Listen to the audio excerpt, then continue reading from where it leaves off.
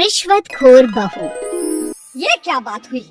तुझे पता भी है तो क्या बोल रही है बहू? एकदम सही बोल रही हूँ। अगर आपको मुझसे अपनी ऐंठन भरे घुटनों की मालिश करानी है तो मुझे वो देना पड़ेगा जो मैं मांग रही हूँ। एक हाथ दो और दूसरे हाथ लो, सिंपल। बहू हूँ, इसका मतलब ये नहीं कि नौकरानियों की तरह काम करूँ। ये है अमृता और उसकी सास रेखा। अमृता एक नई नवेली बहू है जिसकी शादी कुछ दिनों पहले ही रेखा के बेटे माधव के साथ हुई है।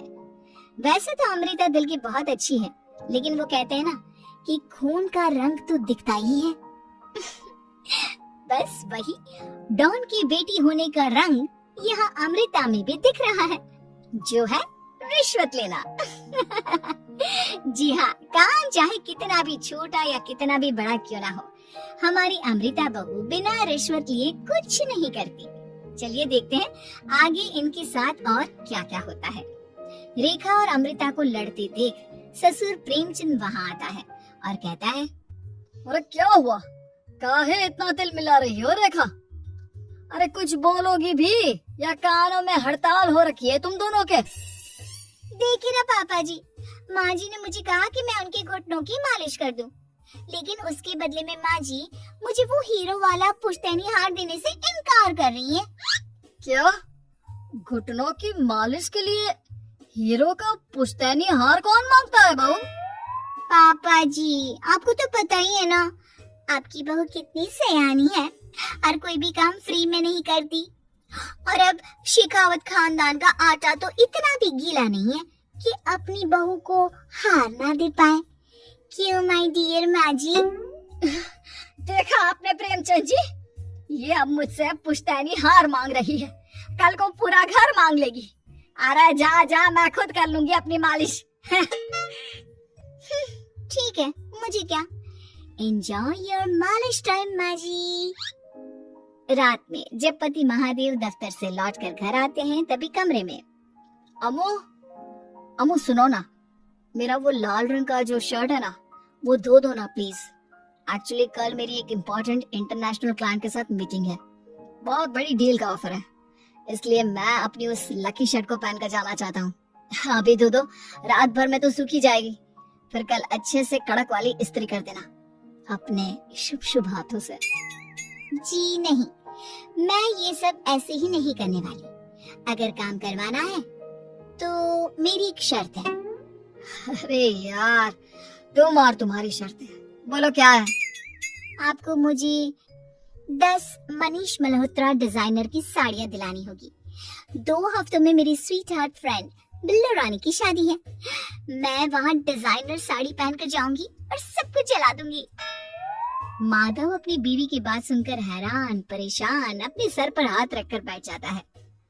अरे तुम बीवी हो या आफत? तुम्हारे दिमाग में जंग लग गया है क्या? देखो इतने सारे पैसे नहीं है मेरे पास। तुम्हारी याददाश्त तो जगह पर है ना माधव, भूल गए? मैं एक डॉन की बेटी हूँ। अगर तुमने मेरे कहे मुताबिक काम नहीं किया तो तुम्हारे लाल शर्ट को दूर ही रखो, मेरे पापा तुम्हें ही लाल कर डालेंगे। ठीक है, चलो अब ज्यादा मत डराओ, तुम्हें जो चाहेगा मिल जाएगा। अब ये डर और रिश्वत का सिलसिला यूं ही चलता रहता है और इसी तरह समय बीतता रहता है। एक सुबह सब नाश्ते के टेबल पर बैठे थे, जहां अमृता सबके सामने एक व्हाइट बोर्ड लाती है जिस पर दिन भर के सारे कामों के रेट लिखे हुए थे। अब ये क्या है?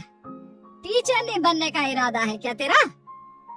अगर हाँ तो अफसोस, बेचारे बच्चे, उनका भविष्य तो अंधेरे में है। आप लोग बेकार की बातें बंद कीजिए और आंखें खोलकर ठीक से पढ़िए क्या लिखा है।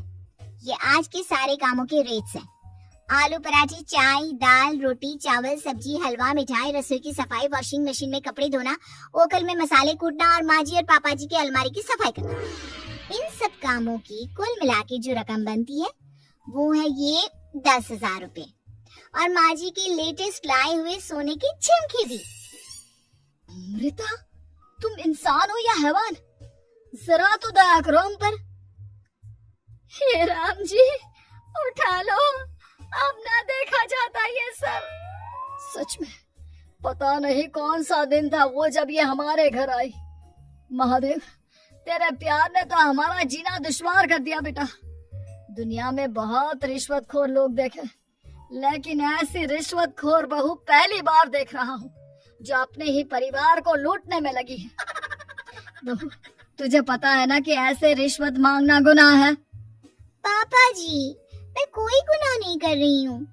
रिश्वत लेना बाहर की दुनिया में गुनाह है, मैं तो बस अपना हक मांगती हूँ।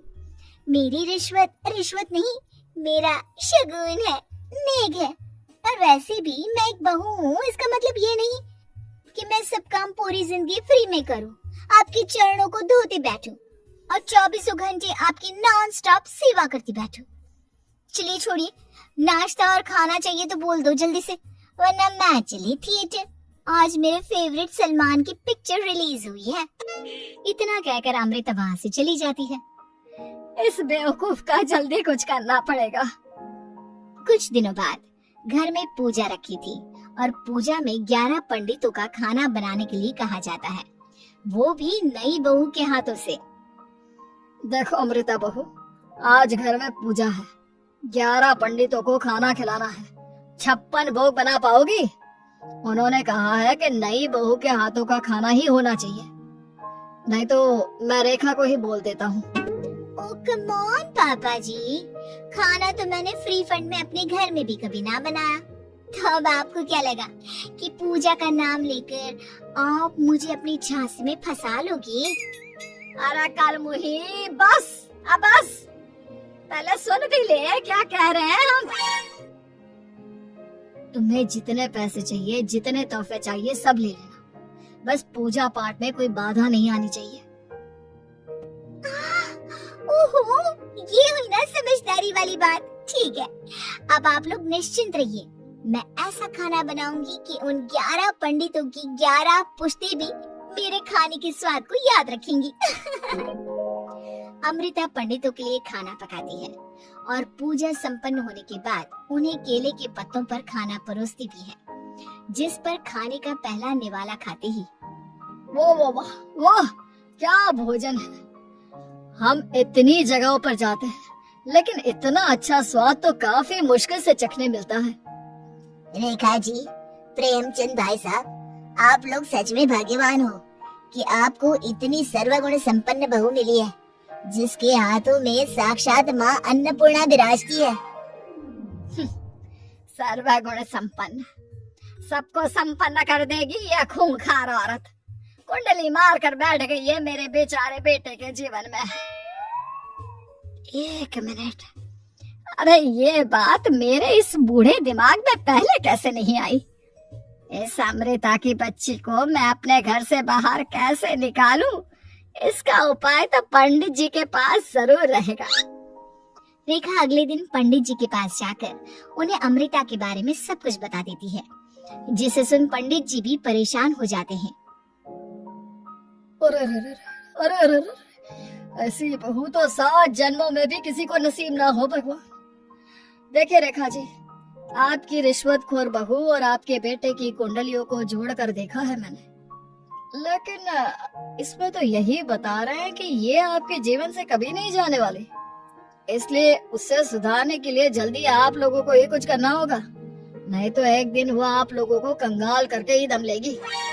नहीं, ऐसा हरगिज नहीं होगा। मैं कुछ करूंगी, हाथ पे हाथ धरे नहीं बैठूंगी मैं।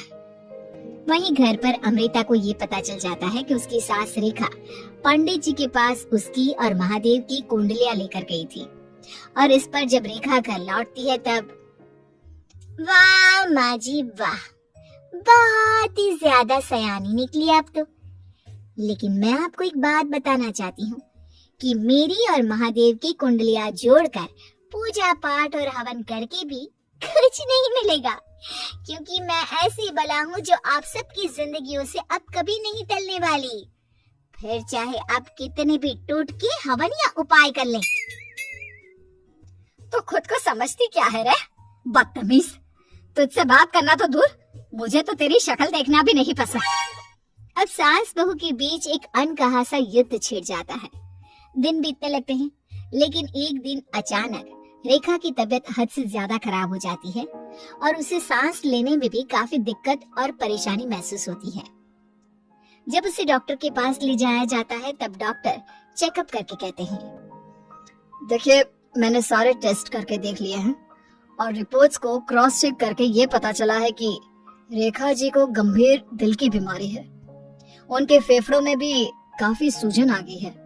उनका जल्द से जल्द ऑपरेशन करना होगा, वरना आई एम सॉरी टू से उन्हें बचाना मुश्किल हो जाएगा।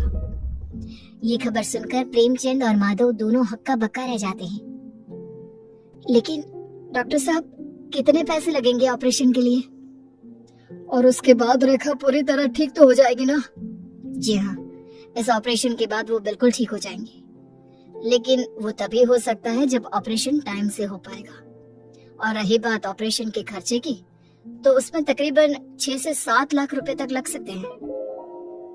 जहाँ एक तरह सब रेखा की तबीयत और ऑपरेशन को लेकर परेशान होते हैं, वहीं घर पर रेखा को बिस्तर पर देखकर भी अमृता के अंदर जरा भी दया नहीं आती। ओ माँ जी, ये अपना फालतू का मेलोड्रामा बंद कीजिए ना आप। मुझे पता है आपको मुझे रिश्वत नहीं देनी है और घर के सारे काम मुझसे मुफ्त में करवाने हैं, इसीलिए आप ये सब कर रही हो ना। सीरियसली अमृता, ऐसे हालात में तुम ऐसी बातें कैसे कर सकती हो? हम यहाँ परेशान है कि ऑपरेशन कैसे कराएंगे, बैंक में इतने पैसे भी नहीं है, और तुम माँ को ताने सुना रही हो। अरे अमृता बहू, मैं भला ढोंग क्यों करूंगी? हम 6 से 7 लाख का बंदोबस्त कैसे करेंगे? करेंगे पापा, कैसे भी करेंगे। अमृता, अगर कभी भी जिंदगी में तुमने मुझसे सच्चा प्यार किया है, एक पल के लिए भी सही, तो तुम्हें आज इस परिवार, इस घर की नींव, मेरी माँ को बचाना होगा। हमने अपना सब कुछ तुम्हें दे दिया है, अब तुम्हारी बारी है अपने किए का हिसाब चुकाने की। मुझे पता है तुम्हारे अंदर भी दिल है। अमृता बिना कुछ कहे वहाँ से चली जाती है और अपने कमरे में जाकर वो अलमारी में से अपनी माँ की तस्वीर को निकालकर अपने सीने से लगाती है और भावुक हो जाती है। माँ, आपके जाने के बाद पापा ने ही मेरा ख्याल रखा, लेकिन उनकी वजह से ही मुझ में काफी बुरी आदतें भी आ गई। शायद मुझे इतना बुरा आपकी गैर मौजूदगी ने ही बनाया। मैंने कभी आपकी लोरी नहीं सुनी, आपकी गोद में नहीं सोई, आपके हाथों से अपने बालों की चंपी नहीं करवाई, क्योंकि वक्त से पहले ही आप मुझे यहाँ छोड़कर चली गई। लेकिन अब मैंने जितना भी इस घर से लिया है, उतना सूद समेत चुकाने की बारी आ गई है। अब मैं अपने रहते अपने प्यार को भी उसी दर्द से नहीं गुजरने दे सकती जो मैंने आपके नहीं होने से सहा है। अमृता तुरंत ही अपने सारे पैसे और गहने माधव को लौटा देती है और रेखा का ऑपरेशन किया जाता है। रेखा ठीक हो जाती है और जब घर आती है तब अमृता दरवाजे पर आरती की थाली लिए खड़ी होती है। वेलकम होम माँ जी, हाय मिस्ड यू। पता है कितने दिनों से किसी के भी साथ लड़ाई नहीं की थी मैंने, और ना ही किसी से रिश्वत मिली मुझे। क्या? हमें तो लगा था कि तेरी अकल ठिकाने आ गई है, लेकिन तू तो अभी भी जैसी की तैसी ही है। माँ जी, पूरी बात तो सुनिए। हाँ, ये सच है कि मैं रिश्वत लिए बिना नहीं रह सकती। लेकिन अब ना मेरी रिश्वत बदल गई है। अब मुझे हर काम के बदले झप्पी, अपनापन, प्यार और अपनी इस माँ का दुलार चाहिए। ये सब तो हम तुझे भर भर के दे सकते हैं बेटा। पूरा घर एक साथ अमृता को जोर की झप्पी देता है और सब हंसते मुस्कुराते घर के अंदर चले जाते हैं।